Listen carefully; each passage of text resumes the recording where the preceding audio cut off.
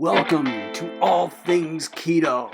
Your host, Dr. Pete and T-Bone. Today's topic, tips and tricks to starting keto during COVID-19.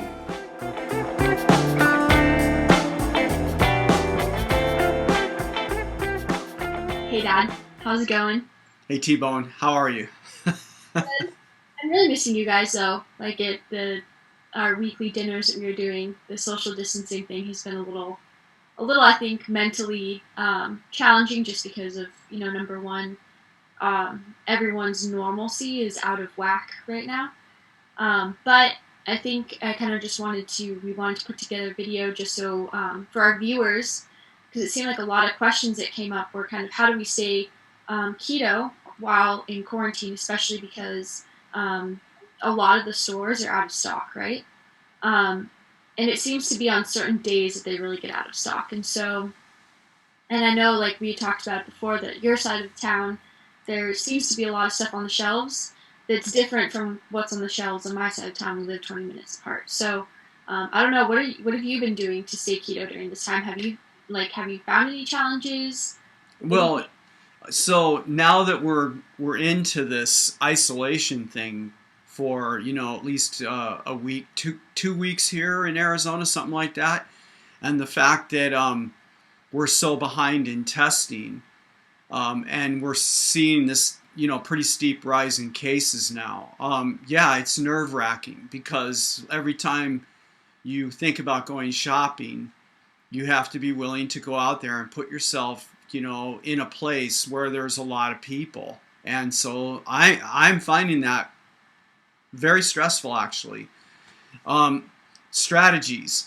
Like we talked about before, every store is different. But one thing that I've learned through this so far is that these stores are placed in certain demographics.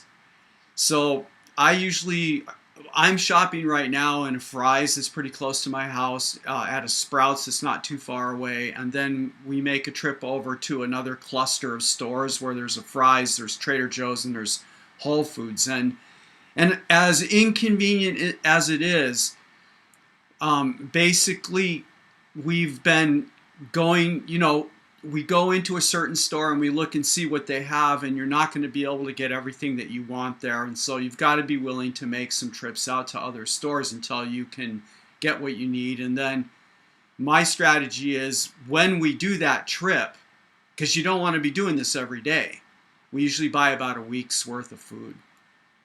And how do you think that because I mean, I know that normally you shop every day, especially like in high school and like living back home, like it's a routine for you to shop every night. Do you find it more challenging to be going and buying more stuff for the week rather than doing nightly shopping? Like, what is your planning? What does your planning look like, Dad? Well, I'm creative to the core, so I don't like to plan meals out a week in advance. So when I said we try to buy a week's worth of food. The way I plan that out is to have a bunch of different types of vegetables. Have a ton of asparagus on hand, green broccoli, cauliflower, eggplant. What else? Oh, zucchini and yellow squash. A bunch of that stuff. Like not out of hand, but a bunch of it. And then what we're doing is we're buying 4 or 5 different meats. I buy the pot roast because you can make soup out of that. That's going to last for, I think our last batch was somewhere around 4 days it lasted. But like 4 or 5 different kinds of meat and somewhat in bulk. And then that way I can still cook creatively every day. Like today I just took a pork loin out of the freezer and we're going to bake that tonight. Because I don't like to be cooking on a schedule. It's just not creative, and there's a certain time of day when it's going to hit me. What do I want to eat tonight? What would I like to make? And for me, cooking is, that's part of my jazz or whatever. I mean, I like it. So. Me too. And I know. So you mentioned making soup. I mean, how long does a soup last you? Are you eating it every day? Are you just eating it every other day? Breakfast, lunch, dinner? I mean, like, tell me about your creative aspects when it comes to making soup, because I didn't even think about that. I think that's a really good idea. Um, Yeah, yeah, keto soups rock. And usually I make a pot of soup a couple times a week, at least once a week. And if you do that, it's a really good thing to do because we're going to eat it at least a couple evening meals. And then you've got something for lunches. And I even have it for breakfast, like, and I'm sure you can comment on this, but when you get on Facebook and you're looking at all the beginning keto posts, they're like, what do you have for breakfast? And it's like, well, if I like to make my soups spicy, and being keto, they're going to be pretty meaty and they're going to have a lot of fat in them. So, I like to fry a couple eggs for breakfast and then put them right down on top of that, add some hot sauce, and it's bomb. And you're pretty much done eating for the day when you have and I eat my breakfast later in the day, right? So I'm not eating right out of bed. Usually I'm eating around 11 a.m. in the morning. I fast off my bullet coffee till about then, and then you're good the rest of the day eating that way. And it reduces expense, right? A lot of people complain about expense, and the thing is, if you think in terms of making food on a larger scale that's going to last you for many days, it's actually pretty economical to shop that way. that sounds really good. That reminds me a lot of like growing up in Mexico and eating the bowls of chili with eggs for breakfast. So I'm gonna have to try that. I think that's a really good idea.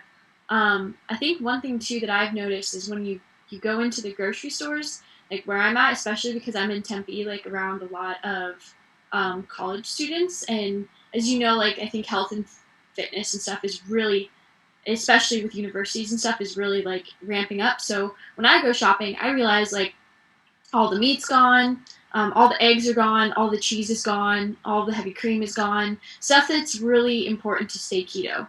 And so I guess just some tips and tricks on for what I have for that is to number one, I've been noticing to go early in the morning. And Yeah, maybe yeah.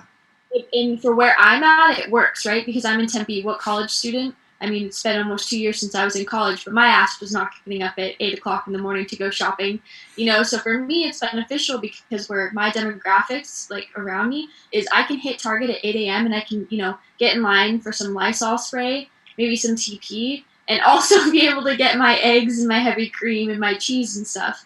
As well as, we're pretty lucky because we have Target pretty close, and then Fry's and Safeway and Sprouts as well. So if I can't find something at Fry's, for example, and I actually am kind of picky since I've been on keto, I don't like the heavy cream from Fry's. I don't know why, but it gets really clumpy. And so I go to Target to get my heavy cream because there's no grams of carbs in there, and it's cheaper, number one, by like $2, and it doesn't get clumpy. And I don't know why the Fry's like heavy cream for me always gets clumpy. Maybe it's because my refrigerator is too cold or something. But I found I've been really lucky with the heavy cream at Target. So I kind of, when I go shopping, I really have to be strategic on like, okay, Target's big, right? Because all the college kids like to go to Target because they can get all, the meat. It's pretty affordable. And then Fry's gets really packed. So for me, I just kind of have to go, if I'm going to go for meat or for veggies, I go to Fry's because they have a really great selection. And then I go to Target to get, my heavy cream and some eggs and stuff like that. So I think it's just really, again, you mentioned demographics and noticing kind of how people in your area are shopping. I've noticed that is that if I go at 8 a.m., I'm good to go. But if I go anywhere past noon, and I'm out of luck. I might as well eat dirt. Well, yeah, just piggyback on what you just said there. Today, Linda and I actually investigated the delivery options for stores around us too, and with COVID-19 and being, having nerves about going to these stores and having to be in a compressed place with a lot of people. We investigated Fry's. They have delivery options. We investigated Safeway, and we investigated Sprouts. We saw variabilities in price. Uh, and in the case of fries and Safeway, if you're going to do the delivery option, you've got to be prepared to wait a few days before the delivery's going to be, before it's going to happen. And then, and Sprouts, if you're signing up for the first time, actually has free delivery. Cool. No, that's good. And then also look at Instacart as well. I don't know if you looked at that, but Instacart is an app on your phone. Oh, okay. It works different stores, so you can order through Instacart and you can get like $15 off or something. They have tons of coupons. And then Whole Foods also has delivery through Amazon Prime, so don't forget about that. So what about like if you get tired of cooking? For me, like one thing I miss being able to go to a restaurant and sitting down having a glass of wine and a meal. One of my favorite restaurants here in Tempe is Postino's because you can go get wine and then a meat and cheese board, which is 100% keto. It's easy. I can eat all of it. I can be really satisfied. So like, what do you do for that? Where have you been eating out at restaurants? Like, kind of, what is your strategy? Well, honestly, we've been mostly cooking, but both Linda and I were really jonesing the other night to go to the parlor, and so we put in a takeout order there, and we I went down to pick it up, and the short of it is that these restaurants all around Phoenix are really bending over backwards. The place was, it was all set up for pickup. It's completely sanitized. The door was open. You didn't have to handle the doorknobs or anything like that. You go in, and the food is already packaged and ready for you to go. The guy's wearing gloves. They've got sanitizer right on the counter. I pay prepaid, so there was no business of having to like pull out my card or anything like that. So I would encourage people, our viewers, to support our small restaurants, and we all have the places that we want to go, and I think these guys are bending over backwards. I don't have any trepidation about that, and I'm sure that we're going to investigate some other options, because we also like to go to the Collins here in Phoenix too, and I'm sure we're going to like check that out soon as well. So I would urge people to give their favorite restaurant a call or look online, because these guys have all like modified their website, so when you go on there you can see exactly what they offer. Yeah, and I agree with that 100%. I mean, and to bring up like kind of the anxiety and stress of the COVID-19, it's really, this has been really hard on local businesses and companies and people, because there's a lot of, we don't really know what's going to happen, right?